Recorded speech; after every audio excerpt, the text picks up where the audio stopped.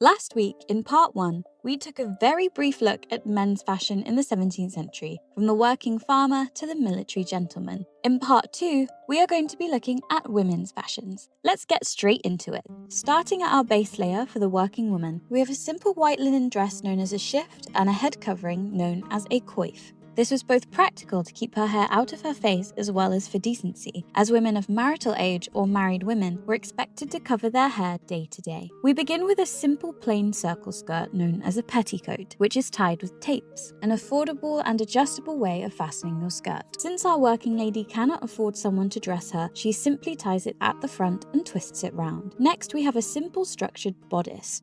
No stays just yet. That's coming a little later. It provides a little support whilst remaining practical for more physical work. For the same reason, it is sleeveless and ties from the front in a simple cross pattern.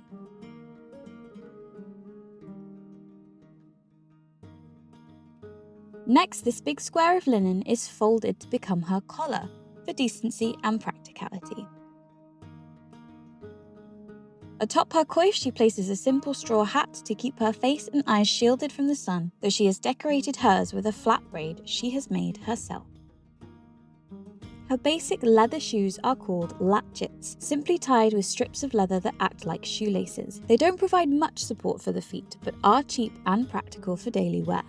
With a quick check, she is appropriately covered. She is ready to head out and work the land. Moving a step up to the wife of a lower merchant, we now have the addition of a set of stays. These are tied around the back, meaning it's a lot easier if you have someone to help you. Stays acted simply like our underwear today, providing support as well as giving a fashionable structure to her outer layers. Her skirt this time is closed by a hook and eye, since she is able to perform or afford any tailoring, and her possible employment, for example a weaver, would be slightly less physically demanding than working the land, making the adjustability not as important. Her bodice this time has more fashionable 3/4 length sleeves. It's still practical, as it doesn't allow unnecessary fabric to get in the way of any work or chores she may need to attend to, but it is still less movable than before. It is decorated with pieces of braid to match her skirt. Now onto the collar. It is no longer a big sheet of fabric, but a tidy rectangle with front-tied pieces, its shape allowing a neat and tidy, good clean covered Puritan appearance, whilst remaining resourceful and fairly inexpensive. Atop her coif this time is a hat known as a statute cap, slightly out of fashion in the 17th century, but still smarter than her straw hat. Her old latchet shoes are replaced with this newer and sturdier pair, being able to afford finer materials. Once again, checking she's presentable, and she's ready to head out.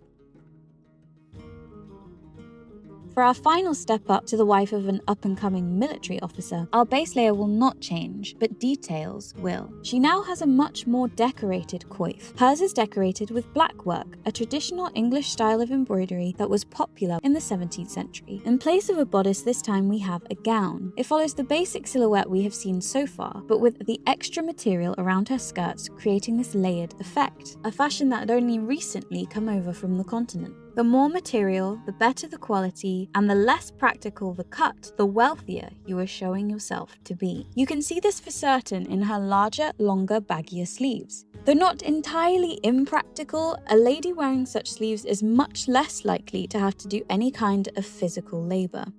Once again tied at the front, there is still nothing much in this video that she'd need much help with while getting dressed.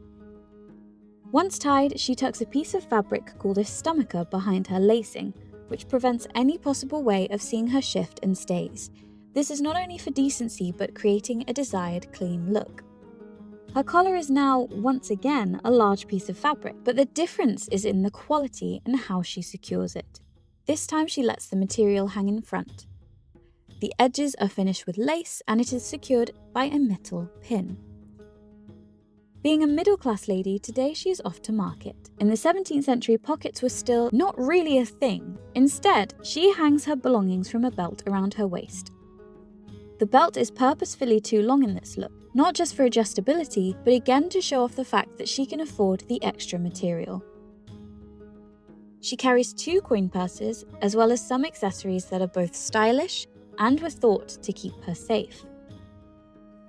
This is a hagstone, which was believed to give protection against and help you identify witches. And this is a pomander. It's filled with lavender, helping her ward off bad air and bad smells, which in the 17th century was believed to be the cause of illness.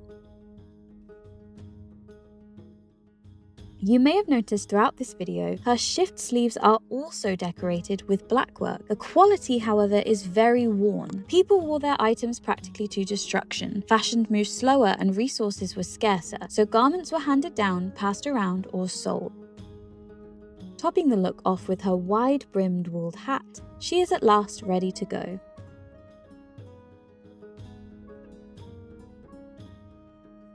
And there you have women's style from the humble working woman to the head of a middling-class household.